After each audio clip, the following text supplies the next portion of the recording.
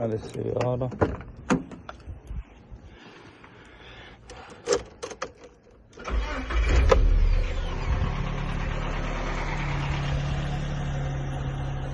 طبعا الشيء الثاني المرايات عليهم حماية، أنا مركب عليهم حماية. قبل مركب على الكبوت، بس شلت اللي على الكبوت ومركب على الاسطبات. عندك الاسطبات عليهم حماية عن العج وغيره، مع اني يعني ما اطلع فيها خط ولا شيء، بس يعني ساعات لاجي غبار ولا شيء يعني اركب عليها انا، ما ابغي يسيبهم عج او اني اقعد اخسر او كذا فيها.